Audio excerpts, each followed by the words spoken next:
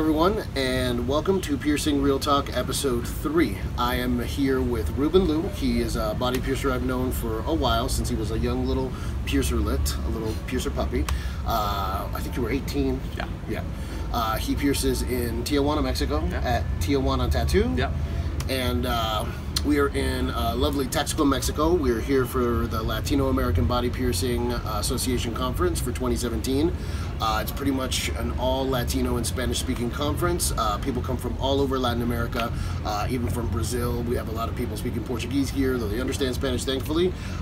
We even have some people here from the United States. I thought it was a good time, or a good chance to talk with someone from the piercing community in Latin America. He does speak English, so don't worry. This won't be in Spanish for you gringos. But I wanted to sit down and show you guys, since most of my viewers are from the United States, just a view from a slightly different perspective in the body piercing community. So, Ruben, how long have you been piercing? Well, I was actually talking to Nicholas last night about it, and officially, I always talk about being a piercer since I was 18. But honestly, the thing about it is in Tijuana, I started piercing since I was 15 at an actual shop. And so yesterday I was like really kind of surprised to, since Nicholas and I are the same age and we started piercing at the same age, I came to realize that I've been piercing for 17 years, which is completely insane to me to think about. You're getting old, little guy. Yeah. You're getting old. That's funny. I've come a long way from the little guy talking to me about surface anchors in a hand web. So with these Real Talk things, it's called Real Talk for a reason, so I'll talk a little bit of shit here and there. But you've traveled a lot. You pierced in the United States, you've pierced in New Zealand. So what would you say that you learned in your travels piercing at in so many different spots that are very different from each other? Wow. So I mean, this was not prepared. I'm just that's how I like to do it. I don't tell them what I'm going to ask for the most part. So I'm putting them on the spot. One of the things that I've really enjoyed the most about being able to travel and work at really great shops outside of the U.S. is the fact that they're a little bit risky. They're more willing to take risks than people in the U.S. And I'm talking about like that's a sign. That's a sign. Butterflies. I'm talking about like piercing, like different piercing placements, different jewelry options, just random things that I found, and I mean instruments too. Probably, yeah. And I'm not also not putting anyone in the spot, but like one of the most influential shops that I've ever pierced at is Pinpoint in Oslo, Norway, because I got to see. So I mean, maybe I'm not allowed even to mention them, but like I got to see some really well. I don't know. Christiana would be. Okay, sorry, Christiana, but according to me, you are one of the best shops in the world, and you're awesome. And I mean, it's okay because you have Salah, and he's all right. Just kidding, Salah, I love you. But, you know, and then we have random people walking in the background, but that's fine, too. She came here for the conference. So, it's okay, Christiana, sorry, but we're going to talk about you, and you have no choice. Basically, I mean, I was there for a whole month, and I got to see some really unique piercings that most piercers in the U.S. wouldn't ever consider even, like, looking at, basically. What's an example? I mean, even Christiana's, you know, she had a Madison for a really long time, and like more of a, you know, she had a forehead piercing. Yep. And I got to see. I mean, one of the really unique piercings that I got to see, I feel like, are like really high rows, I guess, like beauty marks. Yeah, like almost like right underneath the nose, and they're completely healed. Just random things that. And also the other thing that changed for me is piercing for someone else. You always have that liability, especially in the U.S. And then other countries that are a little bit more open with their regulations. That you're more willing to, if you know a client, if you have a relationship with a client, you're gonna be like, all right, I don't think this is a good idea, or this might not work, but I'm willing to give it a try. And you get results that you might not ever even get to witness if you don't give yourself that opportunity to try that. So that's, to me, I guess the one thing that I'm most satisfied with when it comes to my travels. Still, I now work for myself at the shop, and I'm still not at that point where I'm gonna do crazy things, because I'm trying to build a clientele. I'm not gonna just, you know, put something crazy on a client. But yeah, I think that's one of the it's true. I can definitely agree that definitely it's one of those things where when you're in another country, it's one of those things that you you realize that you're in this bubble at first when you're working in your own country, and you think, no, this is always bad. And then when I traveled Europe and Latin America, you realize, you know, some of this stuff actually does heal, and there's this weird mentality that because it's a little bit odd, or it might be a slight bit more problematic to heal, that it's not supposed to work. But then once I saw things healed and then I analyzed it and tried it, I realized they're no more difficult to heal. A lot of piercings that people complain that are really hard to heal, honestly, are no different than a navel piercing, which is also really hard to heal. So it's having a bigger perspective that opens up your mind to other options. So I can definitely agree with that. So these are questions I do like to ask, and I also asked Adam and Shelby and Jake in my last interview.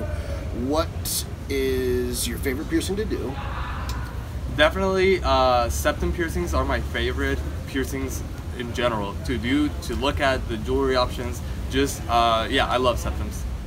Nice. And then, what advice would you give a client? Like, if you could tell the clients out there, and you do have, by the way, and I'll throw the information in there, Ruben does a lot of YouTube stuff. He's very active on YouTube, makes a lot of YouTube videos.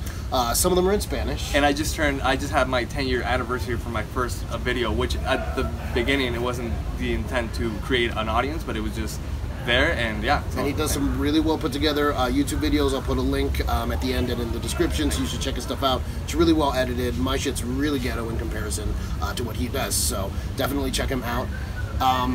So what would be the advice that you would give these guys? Like, it doesn't matter what it's about.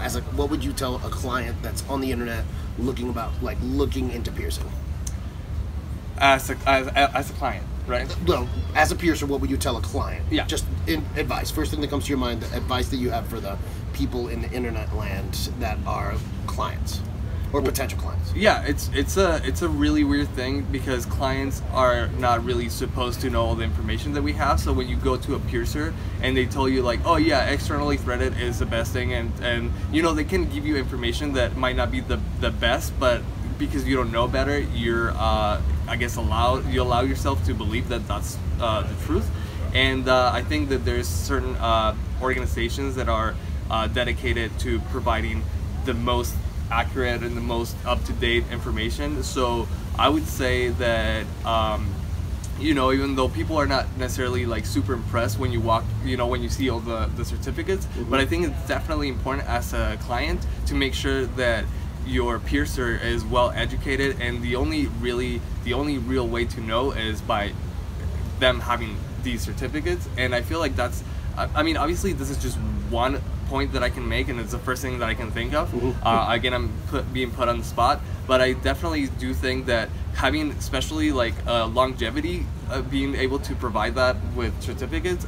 I know you have a wall filled with certificates. Yeah, there's no room for new ones. Yeah, and obviously it's not just going to be any certificates. There's the APP, the LBP. There's certain organizations that are dedicated to providing this information, and I think that's a good place to start. You know.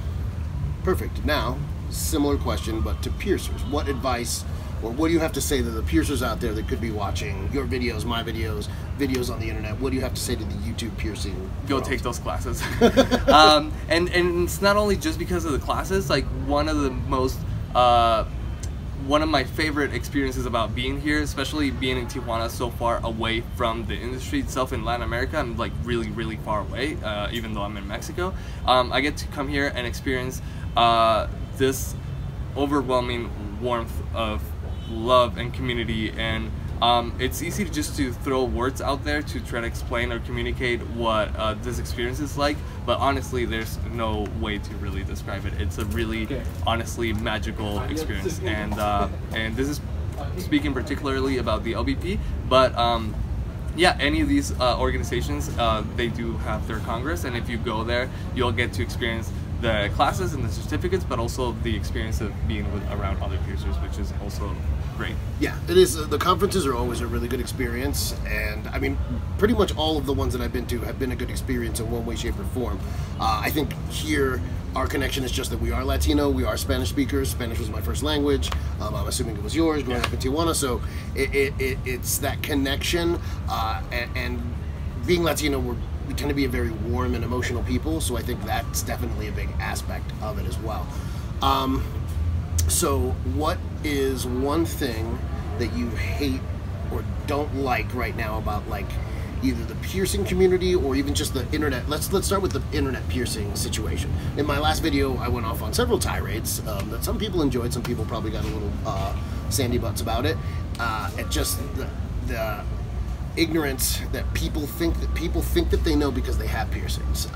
They have 3 piercings that they think they know more than a piercer, and they like to comment about techniques when they don't even do what we do. So like that's an example of what really grinds my gears, aside from dumbass questions and dumbass commentary on YouTube. People. Hey, we love you. Yeah, no, I don't. I mean, some of you guys are cool, but some of you guys are douchebags making dumbass commentary, which I'm always happy to respond. I don't really get mad about it, but I'm always just like, wow, man, are you this? Really? And I'm just like, all right, fine. But anyway, what would you say? I mean, as you were making the question, the first word that popped into my head was ignorance, and you can't really be mad at it. It's just the only thing that I'm, I guess, unhappy about ignorance is the fact that it's so well received nowadays. Like, it's okay to be dumb. It's okay to not. I mean, I'm just. No, you're right. Yeah, I agree. And it's almost like celebrated, and that's the one thing that really sort of I'm not really satisfied with. Not only industry people, just society in general, and I see that also the fact that we are creating idols out of the dumbest people around, basically. Yeah. And even within YouTube, I feel like we are, you know, if you are in the YouTube community, for me at least, it's impossible to not pay attention to people like, I mean, I don't want to be naming names, but yeah, you don't have to name names. There's and not even in the piercing community, even just in the YouTube community in general, it seems like the people getting millions of views are people just doing dumb shit, and it's like reality TV. You know? Yeah, and it's entertaining. I've been sometimes like, wow, this person's just filming themselves going shopping and doing, and then 4 hours later, I'm like, wow, I'm still watching this. So it's something that it's very captivating, but it's definitely something that we have to be aware of, and that you know, as YouTube, I love because there's so much good information on there, and you just have to be able to see the spectrum of information, and you know, you can go into deep rabbit holes and end up believing things that for fact we know aren't real. Or you can dedicate yourself to be more I guess intuitive, but also more edgy. I don't know how to, you know, that's the thing with ignorance. It's not it's ignorance, and I think ignorance is one thing if it's ignorance and the person realizes they're ignorant or seeks to solve the issue of the ignorance. I think what point that I can definitely agree with you on, that I think you were leading to, is that it's the people that are ignorant and then refuse to learn, like insist that they are right and they know what they're talking about, when everyone around them and the world is showing them, no, actually, hey, here's this other stuff. And that's what personally gets me angry. Like the issue when I've had clients come in and they're like, I don't understand these technical terms, and literally the technical term in question for this client was ball. A dog knows what a ball is. A small children knows what a ball is. You know what? I'm an asshole. There's probably a good chance that this person knows what a ball is because they've had them in their mouth. So come on, stop forcing yourself to be ignorant. Stop allowing yourself to be stupid, because most people don't need to be stupid. It's not a question of IQ or aptitude. It's a question of application and paying attention and looking around you. And I think that's what really like infuriates me, is just people want to bathe and bask in this stupidity and this ignorance and just stay in it, even though they eventually do realize they know that they could know better and do better, and they just want to stay there. That's definitely what gets me. And the one thing that I was going to add to that is the fact that within communities like social media and YouTube and all these things, is that you have people backing your point up, so that gives you validation to feel like you're in the right. And it's like, well, the fact that you're repeating something that's not true doesn't make it any better. Yeah, so it doesn't matter how many times you say the sky is, purple. It's not purple unless you have some weird affliction of the eyes that makes you see it purple. So yeah, I definitely, and there's definitely like the whole like, I got your back situation on the internet. We see that all the time on Facebook and stuff, with like flame wars and all this stuff, and like people post, hey, come over to this thread and help me out with this person. And sometimes it is for a good thing. A lot of times it's just a bunch of nonsense and it's just inflammatory for no reason. And it's the internet. Like let's be realistic. Most of these people saying these things, would not say that to someone in their face. Like it's the fun of the anonymity on the internet. Even if you have your name on your profile, like if he's in Tijuana and someone from Sweden wants to be like "fuck you, Ruben," and you know they're probably not going to do it to his face. They're so far away they feel safe. Little do they know that he might go to Oslo again. So yeah, it's I definitely get what you're saying, and I 100% agree with it. Especially now that I'm kind of starting my voyage into YouTube land. It's kind of Ruben's fault that I'm doing more of this stuff. He's the one that kind of pushed me to it. But his stuff is way more clean and way more clean, way better done than mine. So definitely check out his stuff. What is your YouTube channel? My channel, it's my name. All of my social media, it's Ruben Lew. I'm about to lose my voice. This is the last day, and I've been translating classes, like 2.5 hour classes. He's been working really hard, taking pictures, translating classes, teaching classes. Yeah. This is the end of the week. We've not slept very much. Some people have probably drank too much. I haven't actually, so it's actually been kind of relaxed. I've drank a little bit, don't get me wrong, but it hasn't been to my old style alcoholic levels. So Ruben Lew, it's just Ruben Lew, right? RUBNLEW. Those are basically how you find me on social media. And also I used I personalized a hashtag, which is RLBP. Alright, so you can check his stuff out on there, and that's everything: your Instagram, your YouTube, and you can probably find him on Facebook too, I'm sure, Ruben Lew. So definitely check his stuff out. He's a really good piercer. It's fun to have seen him evolve over the years and become more involved in the community and trying to educate. Definitely check out his videos. There's some really well done stuff with techniques that, you know, sometimes are kind of mind blowing. So definitely check out his stuff. And if you're ever in Tijuana or in San Diego, which is right by Tijuana, and you can get over the border, check him out. He's definitely someone that I would recommend to get pierced by. So what? Yeah, I mean, honestly, I'm just sitting here listening to you say those things, and I can't help to think how honored I am to, you know, have, because these last years have really gone by so quickly that it's hard for me to really grasp how I went from being that, you know, to how... I mean, I'm not being like, oh, I'm the shit. No. I'm just saying, like, it's been a progression that happened so quickly that it's hard to really sometimes just like, oh, like, now we're collaborating and, you know, working together. You were on the right path and you kept going. That's what happens when you commit yourself to something that you're passionate about. When you're really passionate about and you want to evolve, it's going to happen organically. And you, like you said, you weren't even paying attention. You were doing this stuff, and look at where you're at now. And it's been a really amazing thing to see. So definitely support this guy if you're ever in Tijuana. Give him your money. It's definitely a worthwhile place to get pierced. It's pretty much probably the cleanest place you're going to go anywhere in that Tijuana area. So check him out and keep watching the videos. Don't forget to subscribe. Don't forget to like my stuff. You can go ahead and thumbs down. I keep seeing you thumbs down, people. Keep doing it. Keep making dumb comments and good comments.